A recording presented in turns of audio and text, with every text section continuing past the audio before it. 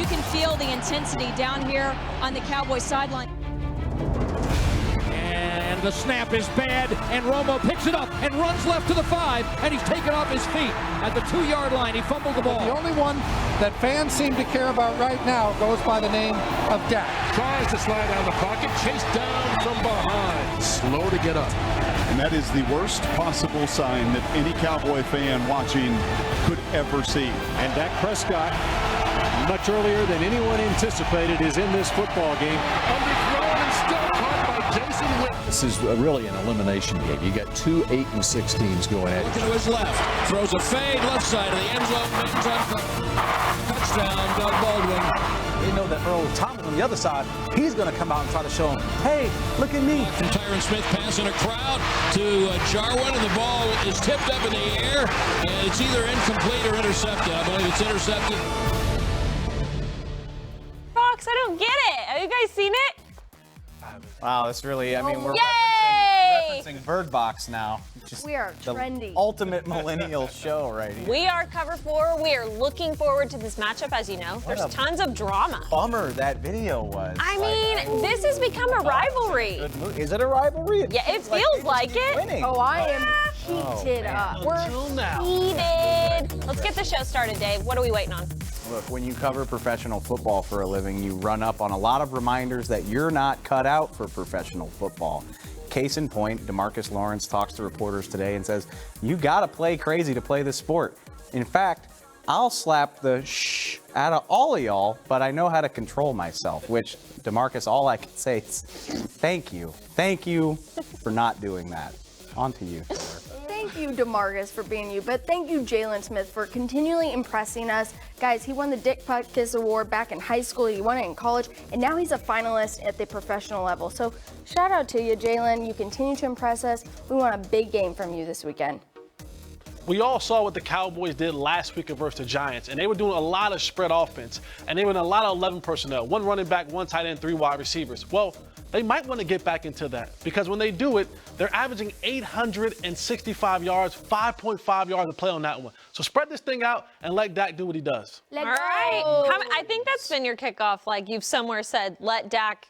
Yeah. Let him do what he does. Jesse's message is not changing. All right, guys, all eyes on Seattle. So, of course, we are going behind enemy lines with John Boyle, who is the digital media reporter over there in Seattle. And, John, from week 3, we've been talking all week about how vastly different these two teams are. So where are the Seahawks right now in all of this change?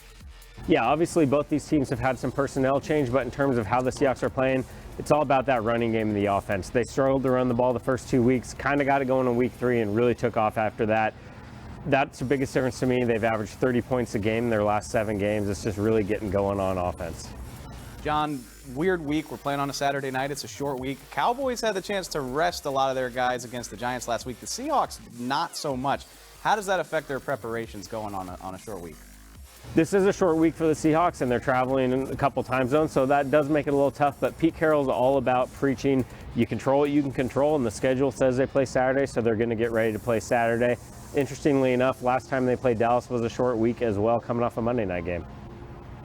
John, we know the Seattle defense is well known around the league. Where are they at this point? Seahawks defense has actually, in my opinion, been playing really well. You go back one more game and they nearly shut out the Vikings. And there's been a lot of different circumstances, turnovers, penalties, special teams miscues that have kind of skewed those points. So overall, you know, this defense is playing arguably as well as it has all season. Against the Chiefs, they held Mahomes to just 10 points in the first half, 17 through 3 quarters. So doing a lot of good things, clean up some of the mistakes, and this defense actually is playing pretty well. John, Russell Wilson, a.k.a. Dangerous, has been a one-man show for this team for a long majority of his career. What has his running game helped him do this season? A strong running game has definitely helped Russell Wilson enjoy one of the best seasons of his career. With the Seahawks leading the league in rushing, it's given Russell Wilson a chance to really work off play action, hit those deep shots, and the results have been the best passer rating of his career and the most touchdown passes of his career. John, we are looking forward to this matchup. As always, everyone come find David Hellman in the press box. Jesse, you'll be there too. I will be there. Woo woo! All right. Call that the bird word? You could say that. That was the bird word. Bird from the bird. Big ups to Tay. Bird box, apparently. I don't know. When we come back, you guys, Jesse is going to coach up this team in a way you've never seen before. There he goes. Jesse Holly. Coach him up next.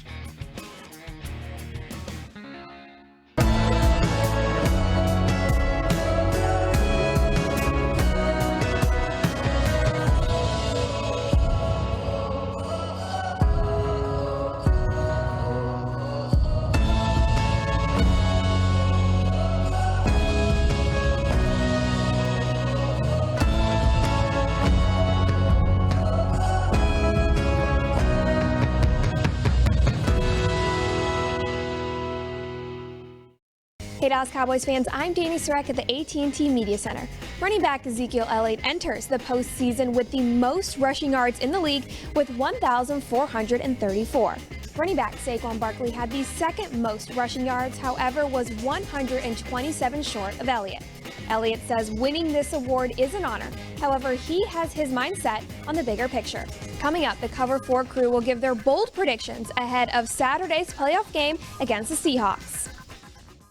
How will history define us? The perfect size? Perfect hair? Every box checked? No. We set the tone. We are works of art.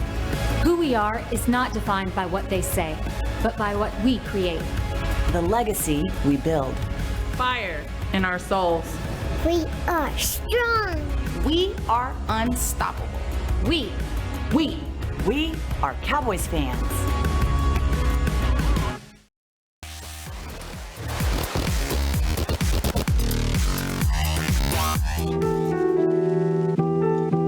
Crazy question. If you could just pick the team you would like to go to, who would you love to draft with? Dallas Cowboys. I want to go and play behind that great offensive line that they got down in Dallas.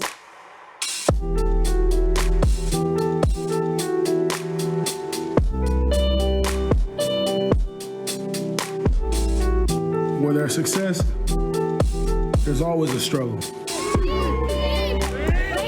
I'm used to the noise. Obstacles standing in my way. But when you have a hunger that can never be satisfied, it carries you beyond every hurdle.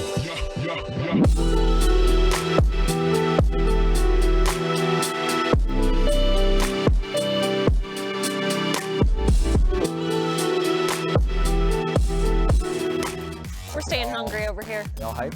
Y'all look hype. So hype. And guess what? Friday, the Big Daddy is coming out. Carrie Lofton, what up? You guys stay tuned to All Cowboys Social and stay tuned to Jesse Holly because he's coaching us up. Where is he? Jesse, where are you at? Where are you at, Jess? Throw it to the co-host. I got you, man. I'm over here. I'm going to coach these guys up. Listen, fellas, come in close. That's right. Get in with your brothers. Grab your brothers. Let them let you know the low. Listen. We started this thing way back in August, and things didn't look great. They weren't going as planned. Things happened, but we overcame it. We got to a point in the season where we looked like no one believed in us. They gave up on us, but that's fine. No one has to believe in us. Only the guys in this locker room have to believe, and you believe, and you put in the hard work, the blood, the sweat, the tears, and you've overcome a lot of adversity. So here we are. We're at the third part of the season. We had preseason, regular season. You're here now. 23 years since this Cowboys team has had a championship. This is where your legacy is born, fellas. Now, we don't need any superheroes in this thing. We just need each man to go out there and do what they're supposed to do every single down, assignment, alignment, do your job, be where you're supposed to be, and we will get this victory. Are you with me, fellas?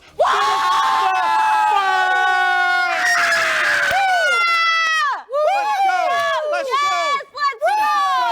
Finish the fight, baby. Let's go!